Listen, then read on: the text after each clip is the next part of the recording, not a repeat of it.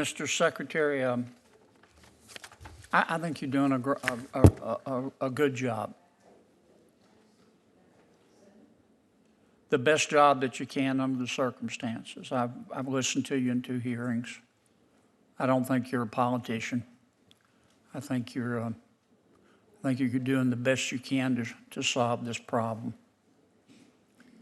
And I appreciate that.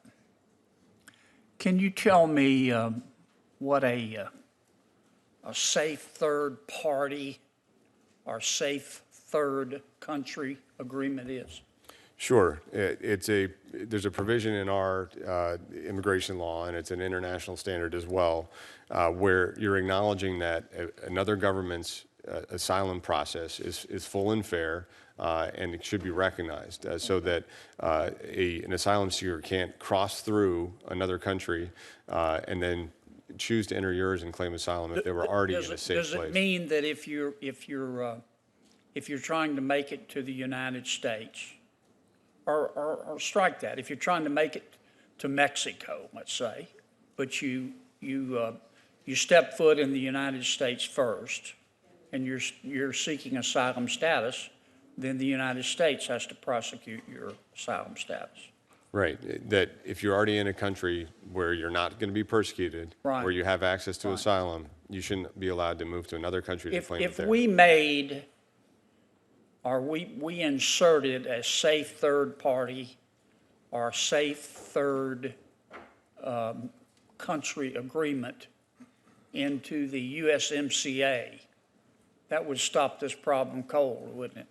So I've long advocated for partnership between destination and transit countries on migration. Would that solve this problem, Mr. I think a safe third country agreement with Mexico or other governments where we see transit would be a very effective way at addressing the flow. And if we put it in the USMCA, it would apply to Mexico, the United States, and Canada equally. Is that right? So I'm not sure how the legislation would be crafted or whether it could or should be attached to the USMCA, but we do have a safe third country agreement with Canada. It's not fully effective because it doesn't apply between ports of entry, and having one with another partner country like Mexico would be very beneficial. The agreement that I'm envisioning would say, as a part of the USMCA, if someone is seeking asylum status in one of the 3 countries, the country in which they land first, so long as it is a safe country, is the country responsible for processing the asylum declaration. I think that's a sensible approach that could work in North America and has worked in the context of Europe and Turkey, Norway and Russia, and elsewhere around the world. Do you happen to know, has your department quantified the cost to the American taxpayer per asylum claim? I don't have that on hand, but we could do some analysis there. Could you get that for me? Okay.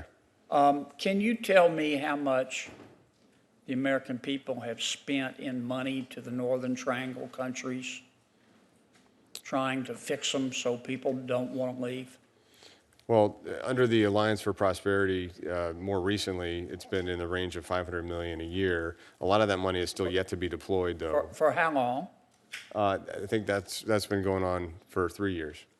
Okay, so we spent $1.5 billion. It obviously hasn't worked. Well, that's why I think there's a temporary freeze on the aid to make sure that the programs are functioning effectively. How much money would the American taxpayer have to spend in Guatemala, El Salvador, Honduras, to make those countries so much better that 20% fewer people wouldn't want to leave? Well, I think the chairman's point earlier that there's no near-term ability to make the countries so welcoming that it's not still better to try to migrate to the U.S. if we have legal loopholes. I think that's a really critical point. So what would we spend the money on? So I think economic development for our region is beneficial. I think security and governance is critical. We have gang activities that are transnational that do affect the safety of Americans that originate in these 3 countries, and So we should be would spend partnering this with money them. on economic development in the Northern Triangle countries? So I'll give you an example, Senator, of something that DHS controls in this area. We have the customs responsibility. These countries have very inefficient customs systems. There are long delays at their borders. There are unnecessary supply chain barriers that are causing economic costs. We can give them advice relatively cheaply, give them system support, and they can really increase their commerce and activity and create some of the jobs that are necessary to reduce their gap. That's the kind of thing that I think What's is your smart best and to estimate support them of with. how much it will cost to reduce the flow by 20%? In just with aid alone, because I don't advocate for an aid only I know. approach. I know, but but aid'll get, I mean, I hear you're saying, or at least some of my colleagues have said that giving them aid will reduce the flow. It'll make people less likely to leave their country. And I'm saying, how much do you think it will take to reduce the flow by 20%?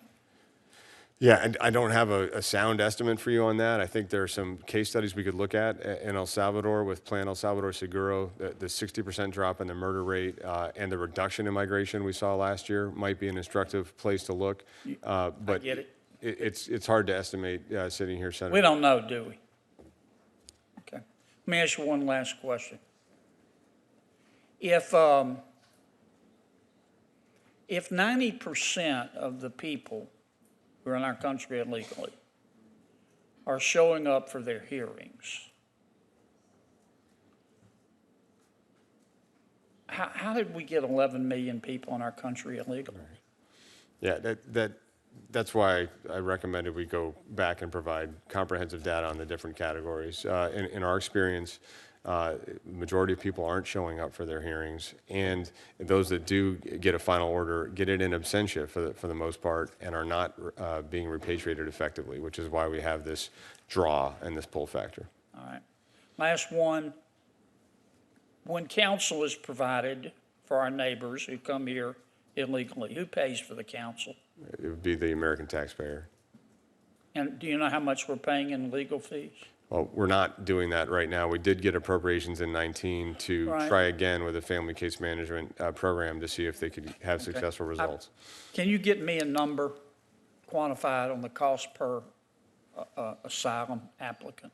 If there were to be comprehensive counsel provided or No, historically? not just lawyers, everything. Oh, How much is this Yes. costing the American people? we can do that. Okay, thank you. Thank you, Mr. Chairman.